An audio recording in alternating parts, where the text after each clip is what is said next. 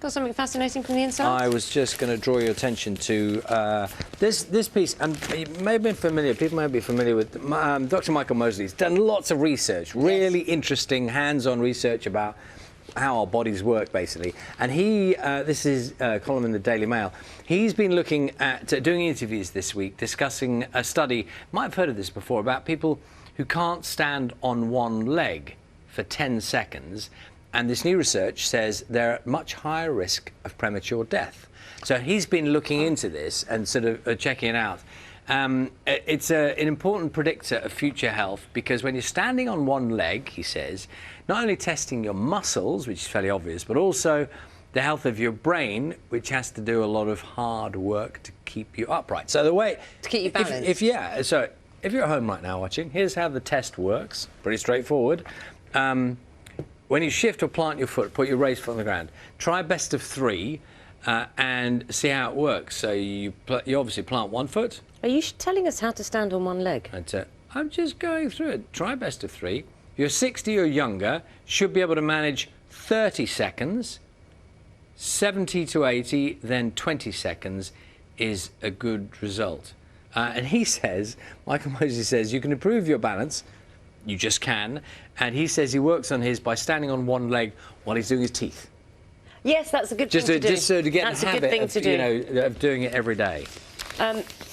Hay fever's bad, isn't it? Yeah. For lots of people. This story made me laugh.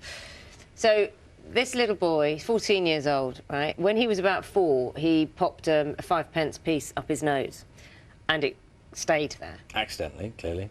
No, children shove things up their noses all the time, don't they? I remember when I was younger, I remember getting loads of rolled up bits of paper and shoving them up someone's nose until they got a nosebleed.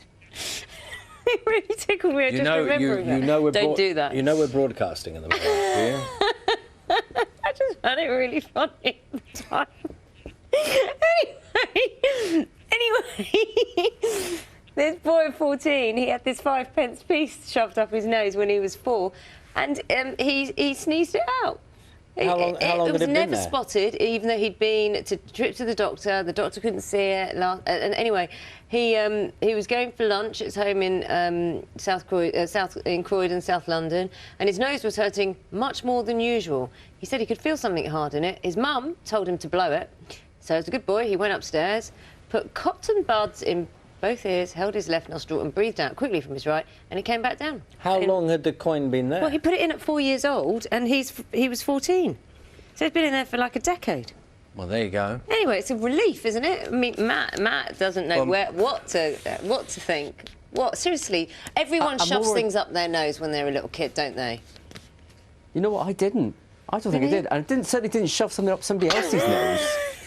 It was rolled up bits of paper. I don't know why. I just wanted to see how many I could get up there. Watch your back, Charlie. That's Can I just say, Matt, you don't always... I know you're asked to comment sometimes.